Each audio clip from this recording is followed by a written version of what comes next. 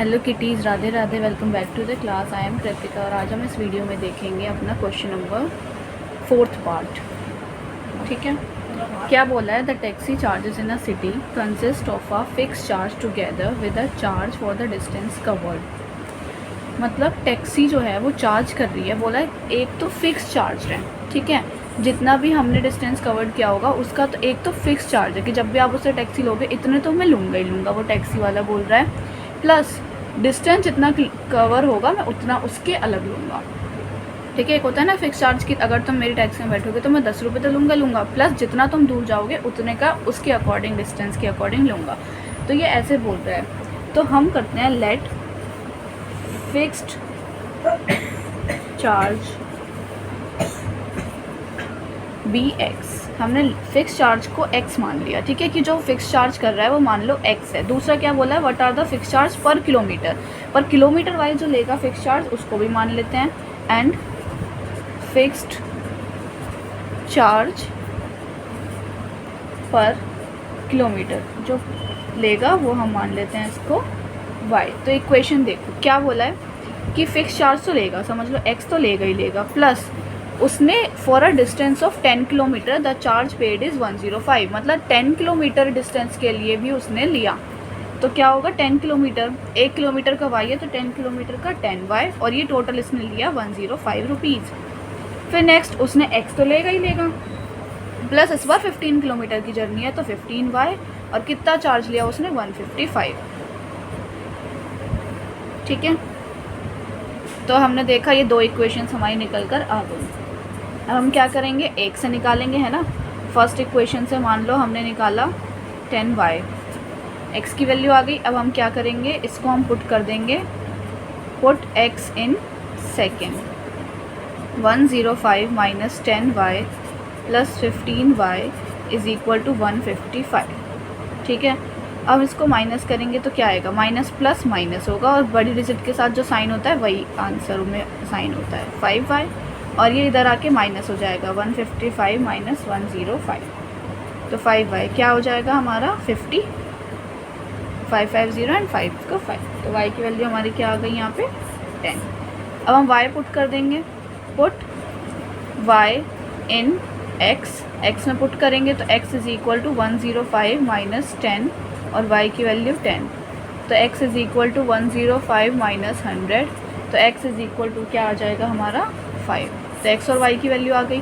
अब इसमें एक और क्वेश्चन बोला है कि how much does a person have to pay for travelling a distance of 25 kilometre. अगर वो 25 किलोमीटर गया तो कितना पे करना पड़ेगा? तो क्या फिक्स चार्ज तो लेगा ही लेगा, प्लस 25 को किलोमीटर के अकॉर्डिंग, तो x की वैल्यू क्या आई थी हमारी? 5 प्लस 25 और y की वैल्यू 10, तो 5 प्लस 250 कितना हो जाएगा? 255। तो this is our next answer. Clear है? नेक्स्ट अब हम अपना 5th पार्ट देखते हैं। क्या बोला है कि अ फ्रैक्शन बिकम्स 9/11। एक फ्रैक्शन है जो कि 9/11 बन जाती है इफ़, फ्रैक्शन क्या होती है? जिसमें न्यूमरेटर और डिनोमिनेटर होता है। बोला if 2 is added to both numerator and denominator. अगर हम लेट न्यूमरेटर को हम मान लेते हैं x, ठीक है, एंड डिनोमिनेटर को हम मान लेंगे y, तो क्या बोला है? अगर हम डिनोमिनेटर, क्या होता है हमारा फ्रैक्शन? ऐसे होता है x upon y, this is our fraction. बोला है 2 ऐड कर दें अगर हम न्यूमरेटर में भी और डिनोमिनेटर में भी, तो हमारी फ्रैक्शन 9/11 बन जाती है।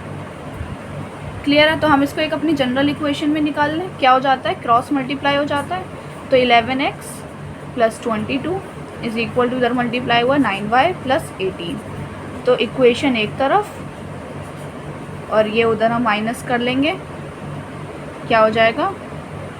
4 माइनस 4, ये उधर 22 आके माइनस, है ना, तो ये हो गई हमारी फर्स्ट इक्वेशन।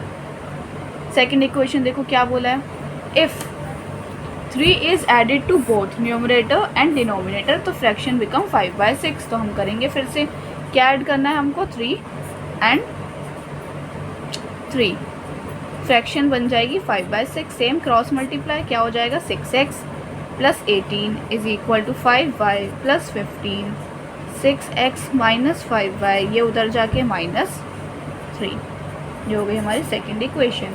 फर्स्ट से हम अपनी x की वैल्यू निकाल लें, क्या आ जाएगी यहाँ से x की value 11x minus 4 plus 9y, और x की value minus 4 plus 9y upon 11।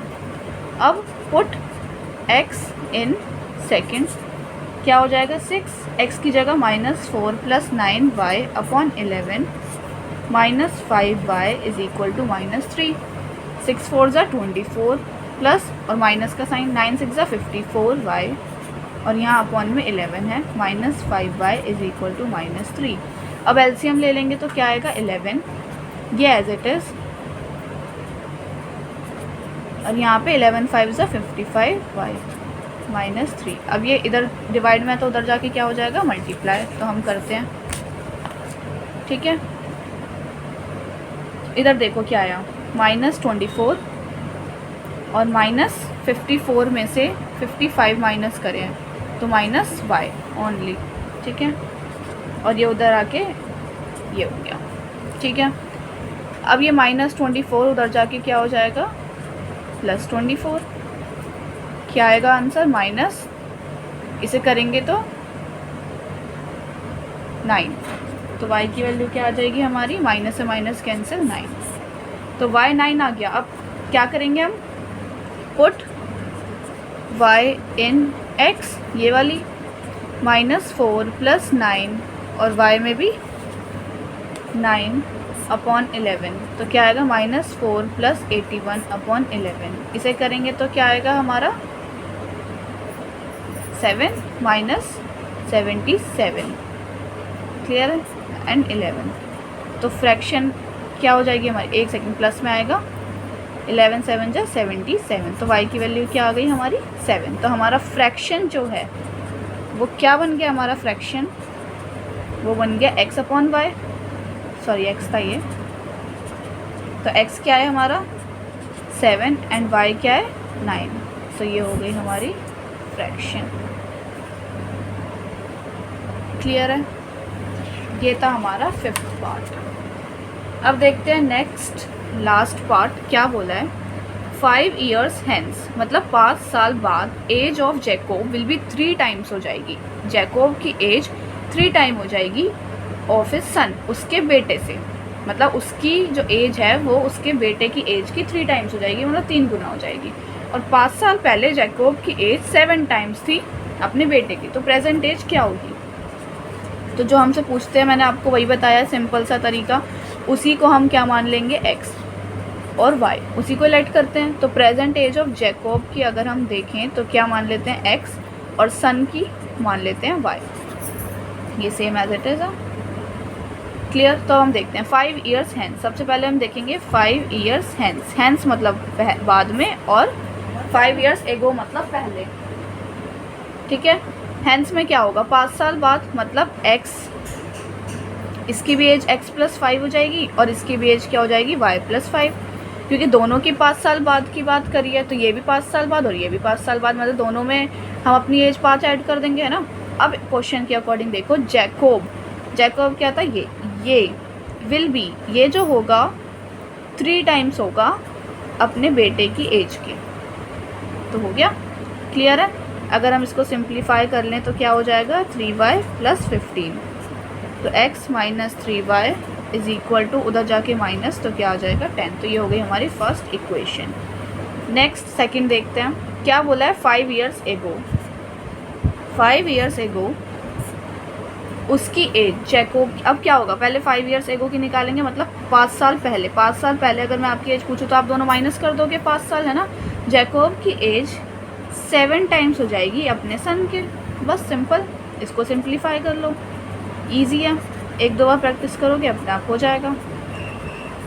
ठीक है, ये उधर आके प्लस 5, तो क्या हो जाएगा माइनस 30, ये हो गई हमारी सेकेंड इक्वेशन। क्लियर है, अब इसमें से हम x की वैल्यू निकाल लें अपना, तो x की वैल्यू अगर हम यहाँ से निकालेंगे तो क्या हो जाएगा 10 प्लस 3y। ठीक है, अब हम इसको इसमें पुट कर देंगे, पुट x इन सेकेंड, क्या आएगा देखो 10 प्लस 3y x की जगह minus 7y minus 30, 10 minus 7 minus 3 4 minus 30, -4y, ये इधर आके क्या हो जाएगा -10 विच इज़ -40 एंड y की वैल्यू माइनस से माइनस कैंसिल एंड y की वैल्यू 4 डिवाइड होगा तो क्या आ जाएगा 10। अब put y in x, x is equal to 10 plus 3y, y क्या है 10, x is equal to 10 plus 30 तो x इज़ इक्वल टू 40। तो x की वैल्यू क्या आ गई हमारी 40। इसका मतलब जो जैकब की एज है वो होगी 40 एंड जो उसके बेटे की एज है वो है 10। क्लियर है? तो इसी के साथ हमारा ये वाला क्वेश्चन होता है कंप्लीट। एक दो बार आप प्रैक्टिस कीजिएगा पहले देखकर फिर सेल्फ, तो अच्छे से क्लियर हो जाएगा। कोई भी डाउट हो तो मुझे कमेंट सेक्शन में बताना, मैं सारे डाउट क्लियर करूँगी। और आज की वीडियो अच्छे से समझ आई हो तो प्लीज़ लाइक कीजिए, कमेंट कीजिए, सब्सक्राइब कीजिए, अपने क्लासमेट्स के साथ शेयर कीजिए और मिलते हैं हम अपनी नेक्स्ट वीडियो में। ऐसे ही मेरे साथ पढ़ते रहिए और अपना ध्यान रखिए। राधे राधे।